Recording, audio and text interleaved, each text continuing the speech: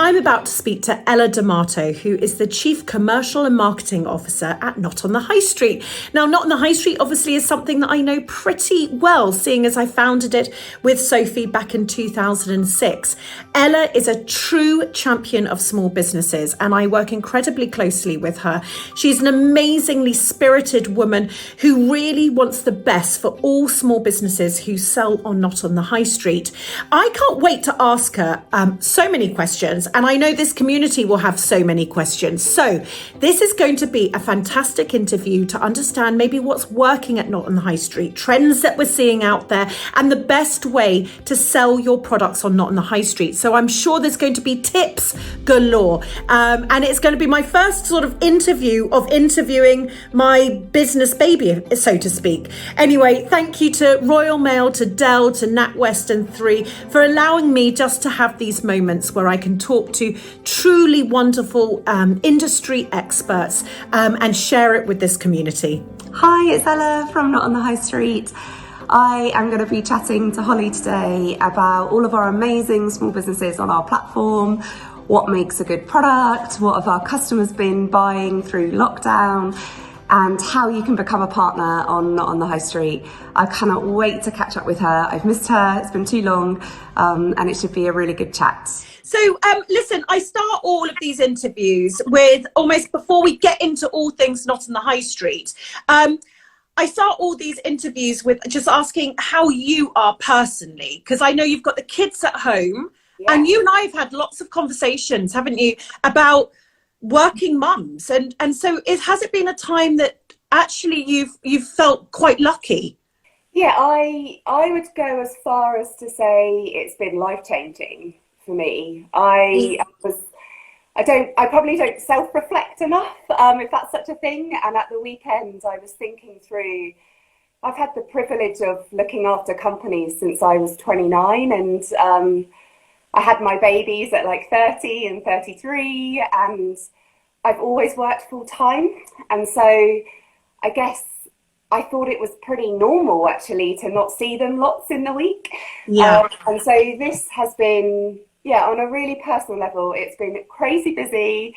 It's been exhausting, but on a huge positive, being able to have breakfast with my family every day and put my children to bed. I'm like, and that must sound for lots of people listening like a silly thing, but for me personally, it's been life-changing, and connecting with the children in that way. And I won't lie, there are days where I'm like, I can't teach this maths, it's too hard. And there's other days where it is all a bit crazy, but overall, I don't think we'll ever go back to working in the same way. And I think that is a fantastic thing to come from something that's been so challenging. I've been speaking to lots of women, and potentially one of the things that will come out of this will be a change from this sort of working from home potential sort of like, oh, I'm working from home, so I can't do it because I've got both my hands full. But you know what I mean? Yeah. And also for women working, trying to find that balance,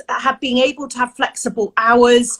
So I've got really high hopes, and especially because I know that you work all the hours, and so it's really important. And we've always spoken about it, but Ella, I'm so glad that you're having those lovely breakfasts with your two. So listen, it's been a really, for all of us, this, you know, those first few weeks of lockdown were unbelievable. And it's almost, isn't it, like almost otherworldly? Like it feels like it's forever ago, and yet it was 100 days today. And I remember panicking, and I did do one panic shop, you know, with food. And I remember waking up at 5 in the morning, and I remember doing these like gift packages and putting them on everyone's doorstep that I loved, because I was panicked. One of the things I did was, as ever, spent a lot of money on Not on the High Street, because I wanted to show people I cared. I really wanted to reach out and sort of, you know, say I'm there for them. What's been the impact of this time on Not on the High Street? And have there been some particular, you and me love talking product, have there been some particular areas that have just really grown in this period of time? Yeah, so I've been at the business, I've been privileged enough to be there nearly 4 years, can you believe? It has whizzed by, and I've never seen anything like this. So to see the small businesses pivot in the way they have pivoted and adapt, and the agility that has come through has been so inspiring, like so inspiring. And maybe we can talk a bit more about that, but that's been everything from, 60% of the small businesses that sell on our site work from home, but they don't normally work from home with their children. It's been absolutely incredible to see them embrace it in a way and think, okay, I can deal with this madness and I'm going to have my moment. Because from a customer perspective, all the options just went overnight. And I always talk about with the team, our customers aren't lazy shoppers. They don't gift, oh, I'll just buy them that. They really put thought into what they buy. And I think everybody wanted to stay connected through that time. And they wanted to say, I miss you. And, one of our big lines, I think I saw Hearts and Hands Company on the thing, I miss your face card. Missed people so much, and they, birthdays were still happening, babies were still being born. And I think what the site was able to do was be that destination, so people could go, I'm going to send somebody, I want to connect with them still, and I want it to be something really thoughtful. And because the small businesses were able to, keep going and keep trading.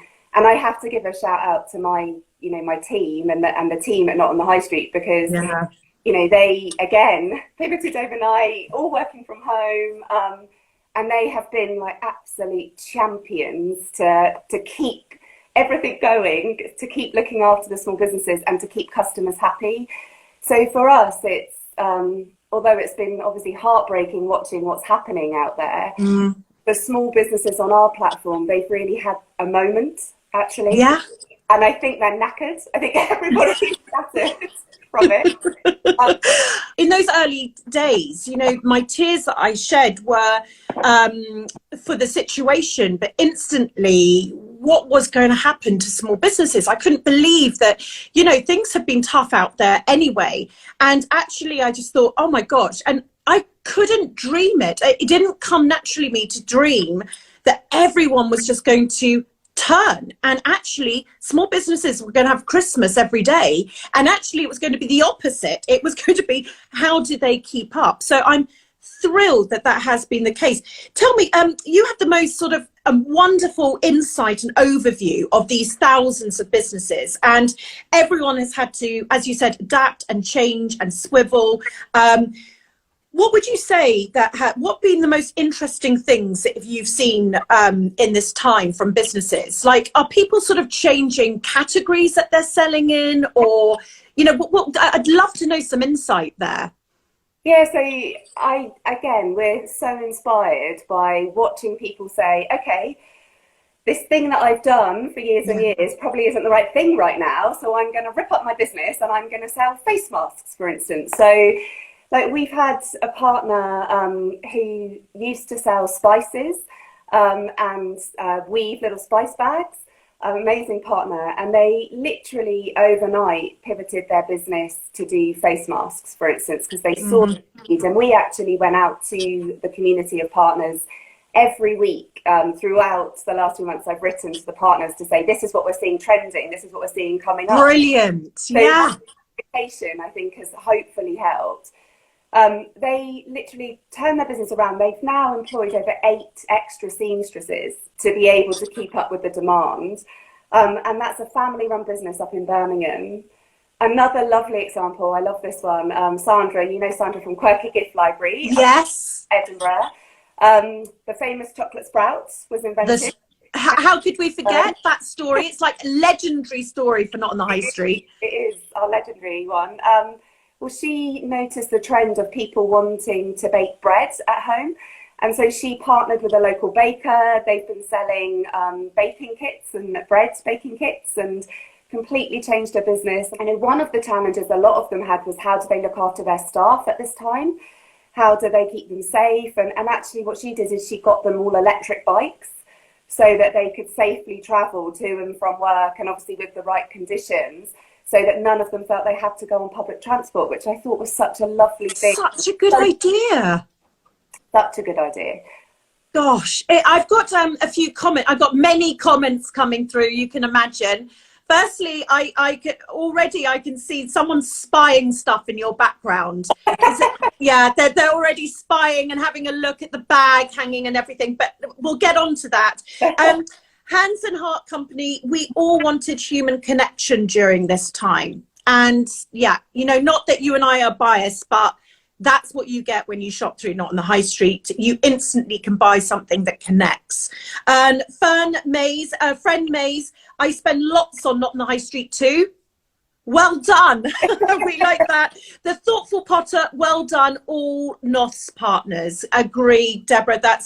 Well, they've just done brilliantly. A couple of questions. So we've got Baby Toddler Adventure. Do you have to be a crafter to sell on Not on the High Street, or could you sell curated gifts from a variety of small businesses?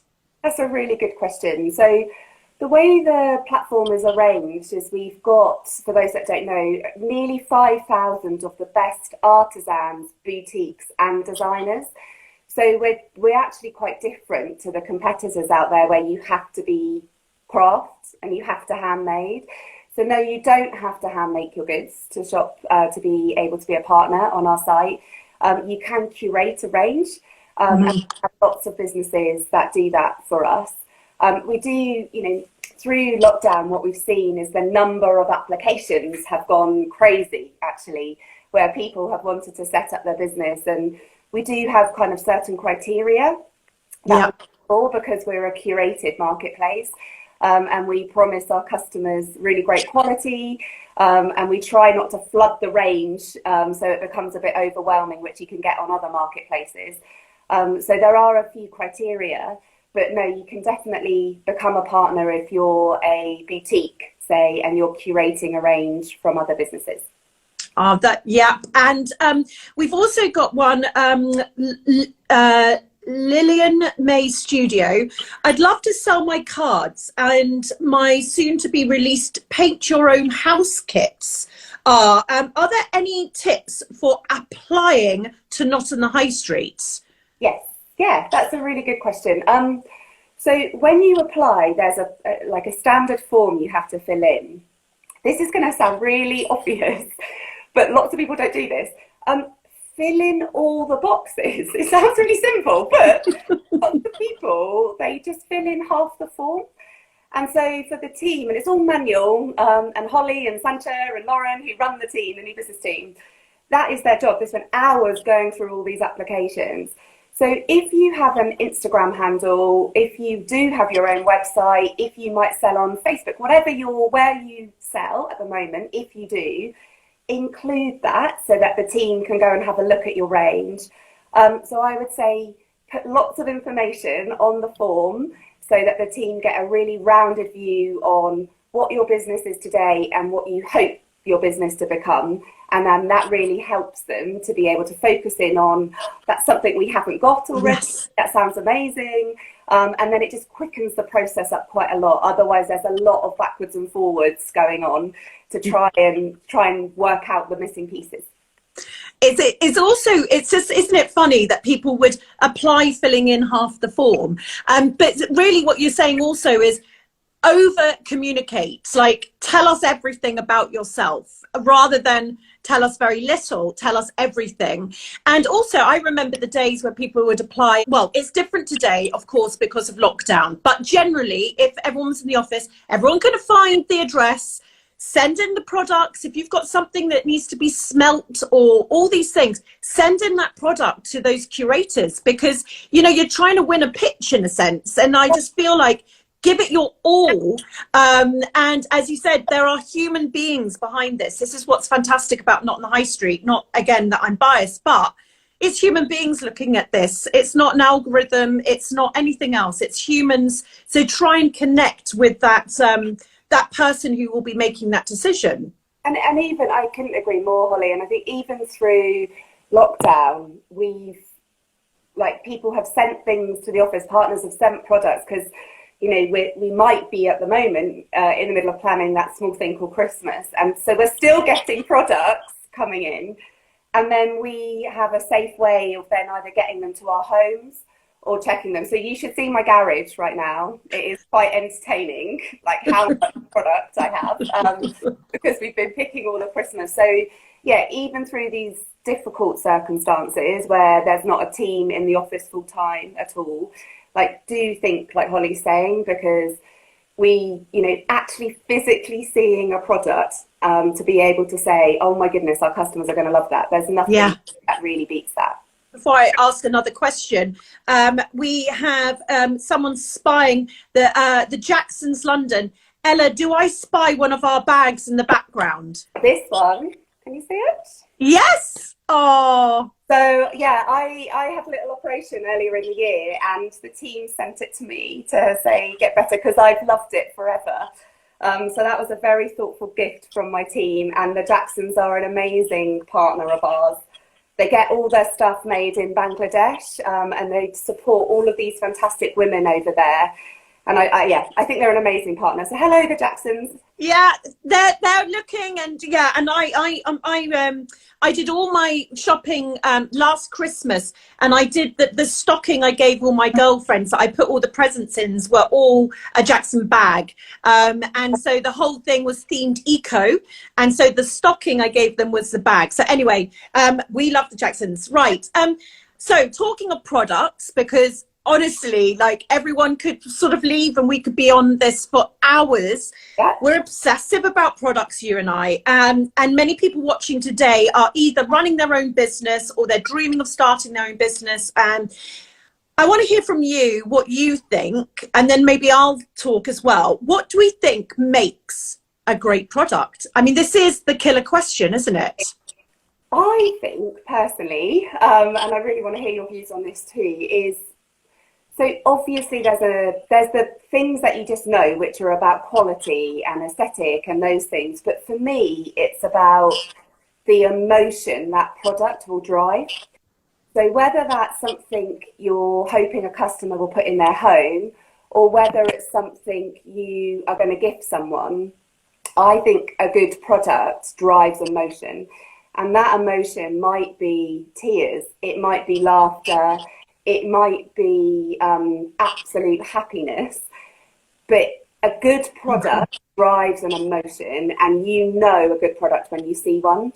And I think that's why, you know, I've got one of the best jobs in the world. I get to see all these amazing products from the small businesses, and instantly you can see a good product because you're like, that is going to drive emotion. People are going to buy that, and it's going to make them smile in their house, or it's going to form a connection. So for our business in particular, good products do that. And then on top of that, it is for me about quality. No one wants to live in a world anymore where there's just loads of stuff. That's not what anybody wants, and those days are going. And so for me, it's better to have fewer products that you love and that you would buy yourself, and you know your friends and family would buy, and that are of quality, then try and build a huge range where there's loads of things in your range where you're like, oh, I don't really know who would buy that, or I don't really like that. So I think that's what I tend to focus on with the team when we're trying to work out what our customers will love or not. I think that's just a perfect answer, because it's one of the most difficult questions, but I think that's the perfect answer. It's like when you were talking about, you know, it brings complete happiness, or it brings that emotion. It can bring reflection, it can bring mindfulness, it can bring all these sorts of things. You know, the consumer now is what I call the C consumer. She's caring, she's conscious, she's a campaigner. She puts a lot of thought into things. And so every product, you almost could ask yourself, you know, what do I want the customer to feel? Yeah. Because it's a bit like when we talk about brands, and my big belief that, you know, a brand is one thing, but what is your job beyond selling things and making money? You know, what is that? And so if you ask yourself that on a product, what is it beyond what I've got that actually is it? What's the emotion? And the other thing is, I always find it incredible the role photography plays when you talk about product, because it's a bit like ourselves, isn't it? You need to make that effort. And I think another thing that's fantastic about a great product is also the way it turns up. So really putting that time and effort into the way it shows up. It's so if it is meant to provoke happiness, your image that you put out to the world has to sort of display that. Do you feel that that's one of the key tips from almost selling online there, photography? Yeah, and I think, like you say, packaging, little notes, following up with the customer, putting your personality around your product or your brand's personality. People will buy things, and you need to think, am I going to be memorable? When I land in that door, yes, are they going to remember me? Great point.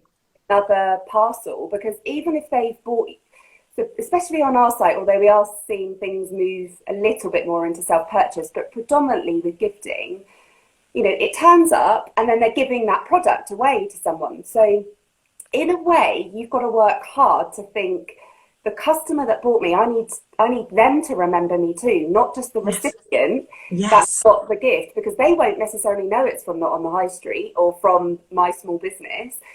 But the person that bought it, how do I stay memorable to them when they might not end up keeping that product in their head? So if you start to think like that, in a way, you're getting two customers if you do it really well, because you've got the person buying and they've had a great experience. And never underestimate. I know it's so busy and it's hard, but the little notes and what you say and the little touches, the bigger brands, they don't do that. They don't do that at all. And those things are just transactional. If you were sending something to your friends, you would write a little something. You wouldn't just put it in a parcel. So as much as that can be hard, especially when things are really, really busy, if there's even a simple way you can do something like that, it goes a long way. We try and help the community. So we produce thank you cards that the community could download if helpful. But to be honest, most of the small businesses on our site, they do that anyway. Really fortunate. And it's why, another reason why they're on our site, because they go that extra mile. It's almost in their DNA, isn't it? Every day I have a Not on the High Street parcel arriving. You don't need to, that's the thing, it needs to be in the partner's DNA. I did a post recently taking upon something that Mark said from Lush. We're going back to 1930s customer service, and I was almost like, I remember when Sophie and I set it up and everyone was like, why would you have a customer service team? You don't need to have that cost or expense. And it was so important, ingrained in the sort of DNA of Not on the High Street as well, is it's the extra mile you travel that will be remembered. And without fail, I will always have a little note from a partner, or the packaging will be delightful. But the key point there, I think you've said, and it's absolutely fantastic, is everyone needs to think it's actually two. If you are in the gifting market, you're getting two customers per product. So what is it that how are you navigating that in that package? And it's such an interesting point. I've got some questions and comments, Ella. Okay, so Lily Mo Jewelry. Hi, everyone. Yes, I tried, but happy with orders and those customers supporting me. So that's fantastic. Thoughtful Potter. So lovely to see Ella. Reminds me of my NOTHS days. Being a partner on NOTHS literally changed my life.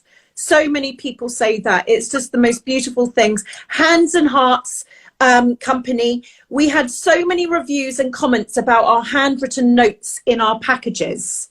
It pays, doesn't it? And Emma Giacloni, I always handwrite a note on a care instructions card and get tagged on photos of my thank you note so often. So she very clever. So her care card that's actually doing a utility, it's a job in itself. How do I care for my product? Her note is now Instagrammed as well as the product is Instagrammed. So there's all this clever stuff, right, that can be done in terms of marketing for small businesses just through that very parcel. Yeah, completely. And I think if you look at the future of small businesses, you know, it is going to get so competitive, like so competitive. And, you know, I mentioned we've seen the increase of applications. So we normally get around 100, maybe 150 applications a week to come onto the site. Through lockdown, that number's been nearly as high as 300 a week. So people are literally thinking, I want to do something different, or maybe their personal job circumstances have changed. So the demand is going to go up, and therefore you've got to stand out. You've got to create something, and that's thinking about the product, yes, but the brand as a whole, and all of this we just talked about. And you know, we talk a lot to the partners about how do you produce that in a more ethical or a sustainable way now. Like, we're really trying, and have been for the last couple of years, to inspire partners to think a bit differently about that. And some of them have been amazing at adapting their businesses. And that often comes at a slightly higher cost to do that. But like you said, you can't just sell things anymore. You've got to have a layer underneath you that the customer can connect with and know that you're doing good as a business. Those things, you know, they've been important for the last few years. They're only going to get even more important as it gets bigger, and the platforms get more and more flooded, actually. And therefore, you've really got to think about where's the right place for you to sell as well, I think. Yeah, I completely agree. A couple of other comments, and now I've got a couple of questions. My mum, I love the thank you notes. Mum has probably been on par with me shopping at Not on the High Street, seeing as her two daughters were there from day one. I love the thank you notes the partners send, as often when you send a gift to a young person, the thank you note never turns up. Oh, mum's banging on about thank you notes there, but she's right. And yeah, so she's saying that she's sending things and she never gets thank you notes, but she gets thank you notes from the partners buying, and I think that goes such a long way. We've got Kind Juices, great interview, really interesting listening. I'm really pleased, Kind Juices. A Little English Garden. Years ago, I applied for NOTHS, but was unsuccessful. My brand has evolved over the years, and I would love to try again. Am I able to apply again 5 years later? And this, yes, and this is also a couple of people have asked that question, and I'm assuming the answer is yes. Yeah, definitely. Please do try again. And actually, you know, the team, like I said, they go through every application in person. And if you put, you know, how your brand has evolved, put the links, as I said, so that they can get a sense of who you are and who your brand is and what your products are, that would be fantastic. And we have, you know, unfortunately, we can't do them at the moment because of the circumstances, but our big pitch up events that we run are often a really, really good way to be able to connect with the team. And that actually works if you've just got a bit of an idea for a product and you haven't quite got into making it. So we're trying to work as a team as to think about how we can do pitch up virtually this year, because doing a big event probably won't happen. But those types of opportunities just to meet somebody, whether that be through a video or whether that be in person, and have that conversation, can be fantastic. God, great. I love that idea. Virtual pitch ups, brilliant. And Man's Cookies, can you sell cookies by post or Not on the High Street? Yes. Now, I buy way too much yummy food from our sites. I have to say, I have parcels arriving all the time. So yes, you can. Yes, you can. And we've got, you know, if I think about the trends that we've seen over the last 3 months, food and drink has been up over 2,000%. So wow. In this time, it's been food hampers have been people wanting to send these care packages. So food and drink is a big growing area for us. The other area, going back to that lady that wants to apply again, is garden. Yes. Garden has gone insane. I think everyone's been at home, so everyone's gone, oh, I want to change my house. I need to buy some new things. Oh, and actually, I'm in my garden all the time, and it was a bit of a mess. So those two things combined, the business has never sold so many chimneys in its life, and fire pits, and it's been crazy. I think everyone in this country now has a portable pizza oven. If our go by, they are everywhere. So I think people are using the brand and the site in a slightly different way as well through this. So they're using it to fill their homes with things that really shows their personality and their individuality, and they're going to be in their homes a lot more. So they want to make sure they represent them properly, and there's pockets of fun and there's memories. And so we've seen all of the homeware increase incredibly, and then garden. And you and I have talked about this a little bit. I'm trying to do my garden. I actually think there's a huge opportunity in garden. Yes. It can be quite generic garden of what's out there on the market. And if there's any people listening that are looking for inspiration on what maybe to look at, for me, garden isn't going away. That's going to be a big, big trend this year, next year. I think people are going to spend money on creating a lovely, lovely environment. And I don't think there's enough great product actually out there. We've got some incredible things, but I think that whole range could grow significantly. And we're definitely looking for people that can help us with that. Oh my God, I'm literally itching. I'm itching to get into all of these things. So I'm so happy to hear that there is this surge in these areas, because I've always thought that Nottingham High Street actually have fantastic collections for self-purchase. Everyone now, if you're going to be working from home more and more, your garden now is going to be have a new sort of space in your heart. And so when you go to look at parasols, or you go to look at, I bought my garden furniture from Nottingham High Street, a massive grass sofa and 2 grass armchairs. But that was because it was finally something different. And I do think that this is it's great advice for those, whoever you are out there, that idea, don't let what you do today stop you creating in another area, because, garden is just going to be huge. What other areas do you think are going to be big? What sort of themes do you think? Yeah, I genuinely think people are, so home and garden, we're still seeing food and drink grow.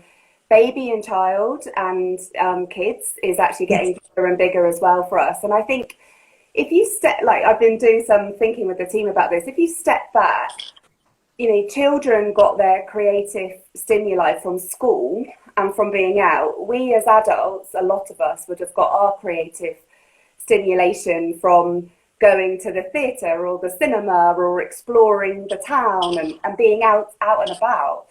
And we're in this really, really unusual time where we are spending most of our time in our homes or our garden. And I think what we're seeing on the site and what we're trying to encourage actually is you need change, you need creativity, you need to have different things around you to help you think differently, to keep you stimulated. And so I've changed the kids' rooms, not much, just a few different prints, cushion, like little subtle things, but it makes them see different colour, it's making them see different things. And I was really aware that, Oscar, my 8-year-old, is in my lounge doing his schoolwork every day, and he's seeing the same things. I thought that probably isn't good for his creativity long term, or that thing. So that, I think, is a really interesting thing. The waves of what we're going through are going to be with us for a really long time, unfortunately, we predict. So thinking about how you'll use your home in a way to show your personality and to keep you creatively kind of going and engaged, I think is a really interesting trend that will start to build. And the lovely thing about that is, because all of our partners are so creative, you can find something for you on the site. And you can literally be like, oh, that would be amazing. And it doesn't have to cost the earth either, these things. It can be the smallest of change that can just bring you some joy or make you think a bit differently. So that trend, I think, is going to grow. And that actually crosses multiple categories. And that's the funnest to buy for. That's the when you go, right, you know, it's not my fault. I need to creatively stimulate myself. And so that's going to require, you know, a lot of change, my darling. So just, if you can just answer the door when the doorbell goes, and don't ask me what's in the box. That's Frank's #1 tip. Never ask me what's in the box. Never ask me why we need another cushion. Never. It's not really for him to know why we need another cushion. Right, we've got more comments and more questions. Lily Coles, we've got our Modo Creative lovely sign in our new working from home office. Love it so much. Great taste, Lily. Harvest bundle. People buy with their sense. The only sense they can use is eyesight. So photography is so important. The more you can do to replicate an in-store sale, the more people will enjoy the experience. That's a great, thank you, Harvest Bundle. Petrula, this is the beauty of NOTHS. As a partner, you have the opportunity to try so many areas. And it is. Right. Mother Root London, are you seeing non-alcoholic drinks growing? Yeah, we are seeing that trend, and we've bought quite a few on, actually. The curators have bought quite a few on this year. Yeah, we are seeing that trend. We actually bought on Seedlit ages ago before it then went big. And then we don't like it when it goes too big, because that's not very us. So that was a trend the team picked up on about 2 years ago. Wow. But yeah, that is growing, definitely. And Holistic London, are you seeing more men coming to Not on the High Street? I mean, I don't know if you, but I want to predict something, Ella, what you're going to say is everyone out there, there is just a thing for 15 years where men are not women. And unfortunately, I'm sure you're going to talk about male partners and things like that. But, you know, it's like you can lead a horse to water, you know, but you cannot make them drink. So I'm wondering if you're going to say something different. Maybe you're going to say, no, lots of men are now on the site. But, you know, us women know what we're doing. And potentially, yes, there's less men than you would think there were. I'm just going to say you are correct, Holly. And then we've got some incredible, as you know, male partners, like 20%. Oh, gosh, yeah, the creativity is fantastic. Yeah. We do have a lot of thoughtful male customers as well. It's just the proportion of those customers is far smaller than the proportion of our female customers. And we are quite a female brand as well, our tone of voice, our aesthetic. But we do have, especially at Christmas time, I will say the ratio of customers of men and women does change at Christmas. And does it change, Ella, just a quick question, does that proportion of men and women change 48 hours before Christmas, the last posting day? I wouldn't like to say that. The data actually does say that last week at Christmas, it might be a few more men than maybe. And lots of people are saying lots of husband and wife teams, and you know, absolutely husband and wife teams, male creativity, but we still got this very powerful female shopper on Not on the High Street. Girl Lorb is asking, where is your love banner from, Ella, behind you? Oh, that is the wonderful Jan Constantine. Oh. So hers is incredible. She does amazing cushions as well as these banners. Yeah, I love that. That's in my hallway. And for those of you who are listening who are old NOS partners, not old, as in, you know, you've just been around the block with Not on the High Street. Jan Constantine, she was one of our first partners that we brought on. And we had the Union Jack. Does everyone remember the Union Jack trend before Debenhams and John Lewis got it? Right at the start, when the Union Jack was this wonderful thing, and she had this cushion, and I will always remember, because I mean, to be a bestseller in the early days of Not on the High Street didn't mean you had to sell a lot, but it was a bestseller. It was a sellout, that cushion. And I always remember so many trends, and it's the same now.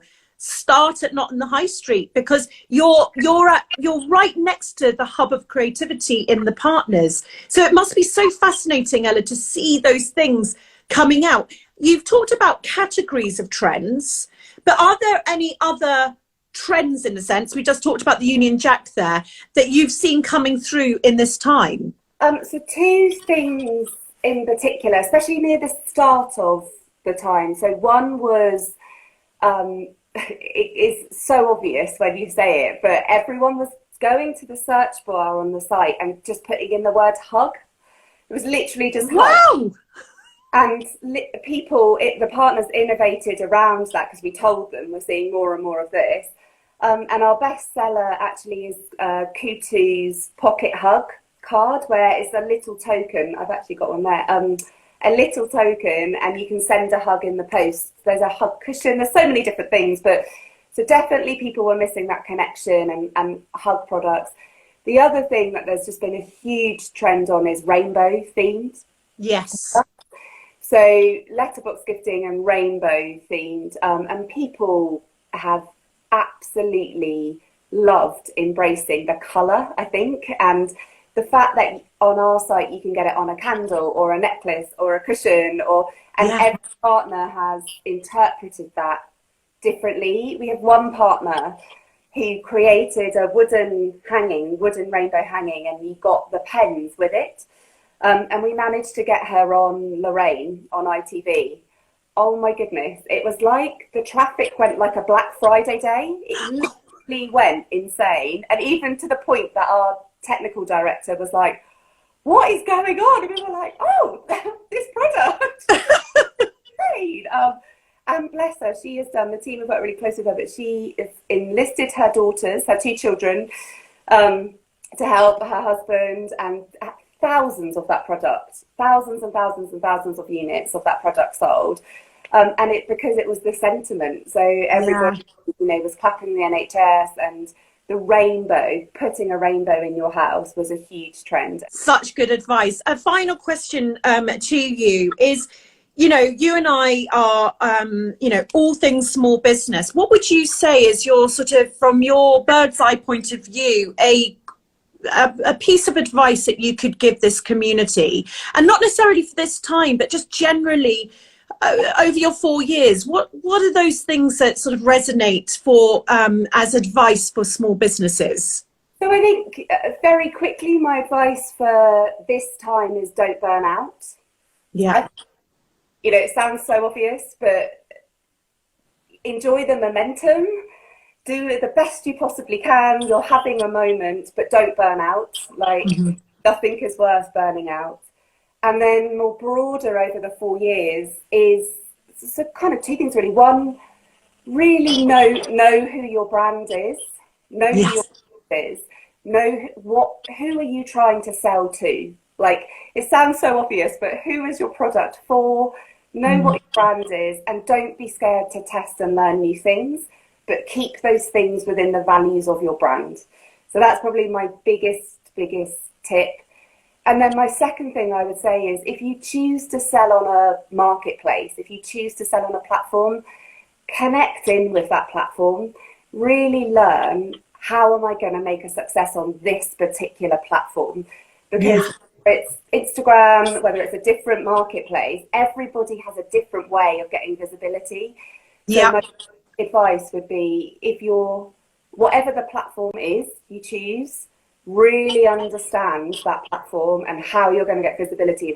Whatever you're selling on that platform, connect with them, understand who they are, and tailor yourself towards that. And don't think that just sort of one size fits everybody. It's a two-way street, isn't it? It's a understanding how something works. And also for the smart people out there, that's a move that you will make, where then if you make people's lives easier, then everyone's human, then it's potentially going to be very beneficial for your business. So I just think that's absolutely fantastic advice.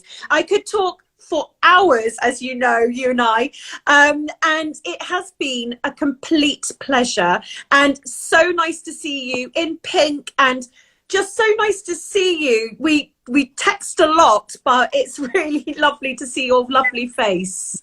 I am honestly, Holly, it's been fantastic to do this and to connect with everybody. I cannot believe my internet held out. I'm so excited about that.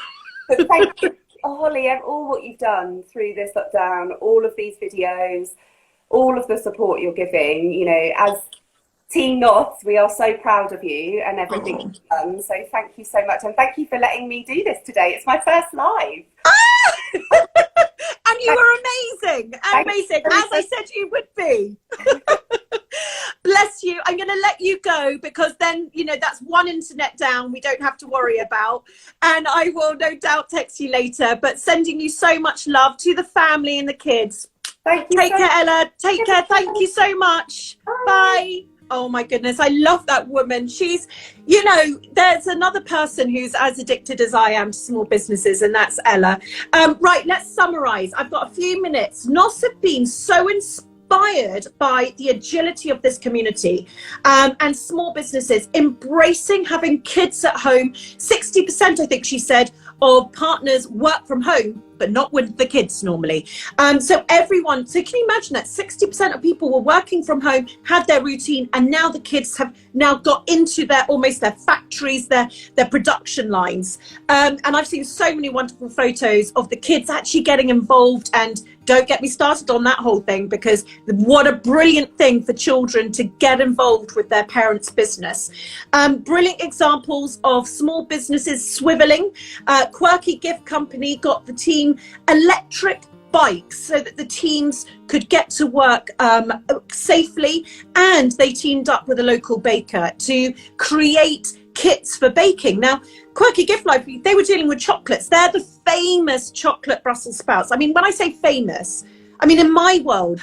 Huge number in applications to Not on the High Street. 300 a week are going into Not on the High Street looking to get onto the site. That really shows you the prediction that I was making, that now is the time where people are going to not only supplement their income maybe from a job that they've got, to start to side hustle, start to think about, well, this is the time. Maybe they want to give up the job that they've had because now they want to be more based at home. Now they're going to start a business. It's fantastic to see that. You can't, there's a criteria. Make sure you fill out the form. I can't believe she was telling me that people are applying, filling out half the form. Don't fill out half the form.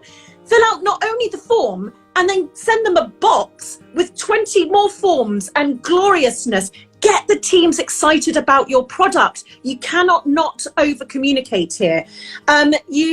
Customers are looking for sustainable and looking for the whole brand. So they're looking for a brand that stands up, and we talk about this all the time, don't we? Brands with purpose.